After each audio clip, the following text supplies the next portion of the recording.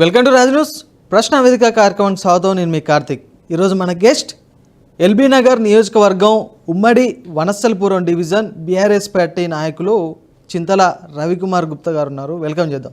నమస్తే అండి. నమస్తే. Welcome to Raj news. ఎలా ఉన్నారు? బాగున్నా. ముందుగా మీ కుటుంబ నేపథ్యం ఏంటి అంటే ఏం చెప్తారు?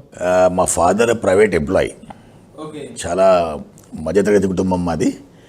మేము ఓల్డ్ సిటీ పాత బస్తీ కార్వాన్లో ఉంటుంది. నేను మా ప్రాపర్ కార్వాన్. మా ఫాదర్ ఉన్నది మొయినాబాద్, పెద్ద మంగళారం ఊరు, మొయినాబాద్ మండలము పెద్ద మంగళారం ఊరు అనమాట, చెవెల. అక్కడ నుంచి కార్వాన్కి వచ్చినాము. కార్వాన్లో నేను 3వ క్లాస్ వరకు చదువుకున్న కార్వాన్లోనే. మా ఫాదర్ ప్రైవేట్ ఎంప్లాయీ. నేను 79లో వనస్థలిపురం వచ్చిన. ఎందుకు వచ్చినామంటే అక్కడ పాత బస్తీల కమ్యూనల్ రైట్స్ బాగా జరిగేటి అప్పుడు. మళ్ళీ రాత్రి పగలు ఒక్కో రోజు 2 months 3 months కూడా స్కూల్స్ బంద్ అయిపోయేటి. పిల్లల చదువులు బాగుండాలి, కమ్యూనల్ రైట్స్తో ఇబ్బంది అవుతుందని మా ఫాదర్ ఇక్కడ మన అప్పుడు HUDA Hyderabad urban development authority నుంచి హౌసింగ్ సొసైటీ ద్వారా మాకు ఇక్కడ ఇల్లు అలాట్ అయ్యింది.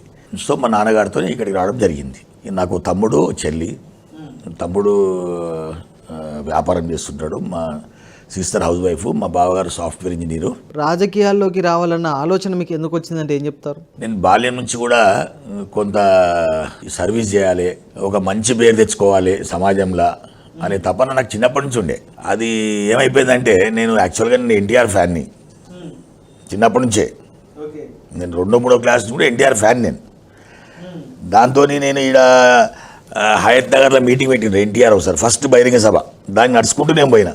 అట్లా నేను మళ్ళీ ఫస్ట్ భారతీయ జనతా పార్టీ. ఎన్టీఆర్ అంటే ఎందుకు అంత ఇష్టం మీకు? అప్పుడు సినిమాలు చూసి, ఎన్టీఆర్ సినిమాలు చూస్తుంటే అప్పుడు ఎన్టీఆర్ సినిమాలు చాలా పాతయి. ఆ సినిమాలు చూసి అట్రాక్ట్ అయ్యి ఎన్టీ రామారావు పార్టీ పెట్టి ఉండే.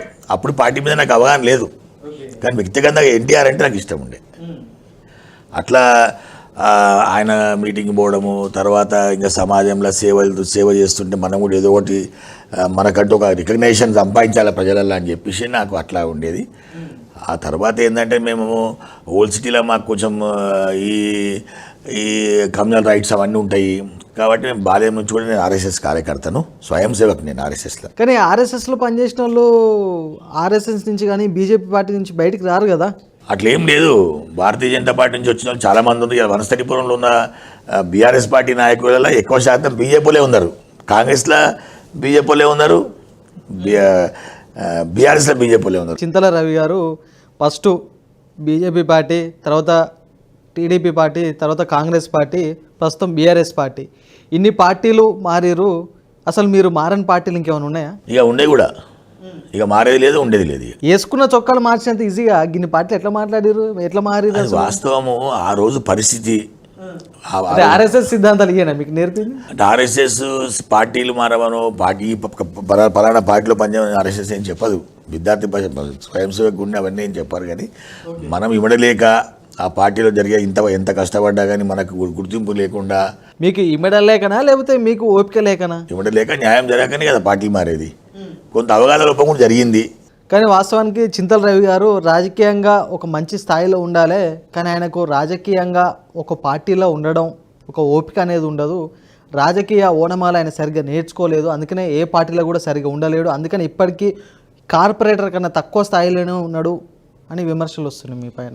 రాజకీయ ఓనమాలు నేర్చుకోలేదు అంటే ఈరోజు నేను బీఆర్ఎస్ పార్టీలో ఉన్నా. రేపు ఏ పార్టీలో ఉంటారు? 100% బీఆర్ఎస్లో ఉంటా. సుధీర్ రెడ్డితో నా ప్రయాణం. ఇవాళ నేను సుధీర్ రెడ్డితోని దాదాపు 15 సంవత్సరాల వరకు నుంచి ఆయనతోనే పెద్ద మనిషితోనే ట్రావెల్ చేస్తున్నా, ఆయనతోనే ఉంటా. మరి గతంలో ఎందుకు 3 పార్టీ మారినామంటే పరిస్థితుల ప్రభావం అట్లుండే. గతంలో ఏదైతే నాయకత్వంలో పనిచేసినామో అక్కడ మాకు న్యాయం జరగలేదు. ఇలా సుధీర్ రెడ్డి దగ్గర మేము పనిచేస్తుంటే గర్వంగా చెప్పుకుంటాం. సుధీర్ రెడ్డి గారితో పనిచేస్తున్నా, ఆయనతోనే ఉంటా. ఎందుకు గర్వంగా చెప్తున్నా?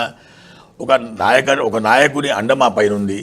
ఆయనకు మన కార్యకర్తలు కానీ మన తిరిగే నాయకులు కానీ కష్టపడి పనిచేసే నాయకుడిని, నిజాయితీగా ఉండే పనిచేసే నాయకుడిని, కమిట్మెంట్ వచ్చే పనిచేసే నాయకునికి ఆయన ప్రోత్సాహం ఉంటుంది. దానికి నిదర్శనం నేనే, దానికి ఎగ్జాంపుల్ నేనే. ఎంత ఎక్కువ పని చేస్తే అంత సపోర్ట్ దొరుకుతుంది.